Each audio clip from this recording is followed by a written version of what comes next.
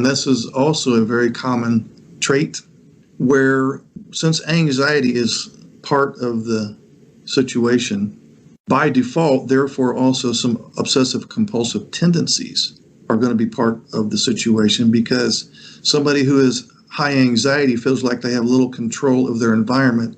And so obsessive compulsive disorder, or tendencies, I'm not going to necessarily use the term disorder, is nothing more than an ongoing effort to control people and situations and circumstances. And so it's very common for the person with ASD to have anxiety. It's very common then for the person with anxiety to also have some obsessive compulsiveness going on. And what comes with that territory, of course, then is perfectionism. And it is very common for the person to want to have all their ducks in a row with step one before they move on to step two. That is an indication of perhaps an overly thinking brain, an overly logical brain. And the problem that arises there is the individual has a hard time moving on to step two until step one is perfect, or they have a hard time starting the project at all until they have everything ready to go.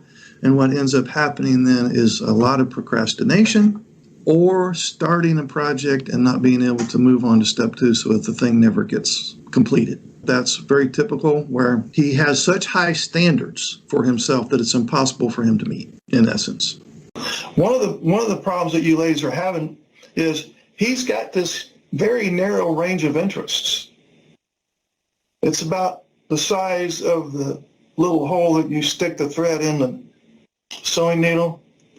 And anything that falls outside of that, which is about 99% of what you want, he's not going to have a whole lot of vested interest in it, because it's not even remotely in his special interest area. In fact, it's worse than that. It falls into the category that he has called boring, or too much work, or I don't think that needs to be done at all. Hey ladies, this is a quick message to the NT wives out there. If your autistic husband's behavior is confusing the hell out of you, and you have a lot of questions and you want a lot of answers, you may want to join my NT Ladies Only group.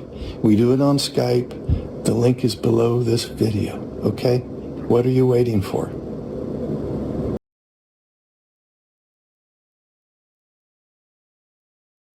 People with ASD who have difficulty with processing may have a range of problems related to regulating the use of incoming information.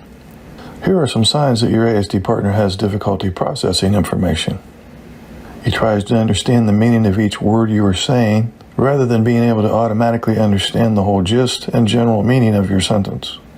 He processes too little or too much information. He processes one word that you say, but then thinks of something completely unrelated to what you're saying. He only pays attention to exciting information or highly stimulating activities. He misses a lot of things that are obvious to you. He may have to repeat himself several times before you understand what he's saying. He has trouble picking up on the main ideas in conversations with you. He has problems shifting focus from one subject or activity to another. He has difficulty connecting new information with information already known. He has an idea of what he wants to say in his mind, but when he attempts to share the idea, it doesn't come out right. He focuses too superficially or too deeply on information you present. He focuses too long on just one detail. He focuses too briefly on important aspects of the conversation. He can't distinguish between what is important to you and what isn't. The sensory traits of people with ASD are often responsible for their processing difficulties, negative behaviors, and unpleasant emotions. The sensory systems are also involved in emotional processing. People with autism spectrum disorder vary in their ability to process information emotionally, in part because at least one other sense often doesn't work well. For example, it would be difficult for a spouse with an auditory processing issue to figure out whether his wife's voice suggests composure or irritation. Also, many of them have a hard time using their emotions or desires to process information and act appropriately in interpersonal settings. People with ASD will need longer processing time, particularly for verbal instruction, and can't instantly react to a request. For example, the neurotypical partner comes home and says to his autistic wife, "I've decided I'm taking you out to dinner." Now, instead of being pleased because now she doesn't have to cook dinner, she may react with frustration and say no. Now, the neurotypical spouse is hurt because he was making a kind gesture, but for the autistic spouse, although she hasn't already cooked dinner, in her mind she had already decided what it will be, and to instantly change her internal plans is not something she may be able to do. Instead of springing a last-minute change on the autistic partner, a better strategy could be for the neurotypical spouse to call her at work earlier in the day saying, "What would you think about us going out to eat dinner tonight?" The autistic partner might need to adjust to the idea, and by the time the neurotypical partner meets her at home, she has warmed up to the idea. She simply needed that adjustment time. This is even more crucial when it comes to more serious decisions, such as those related to children or money.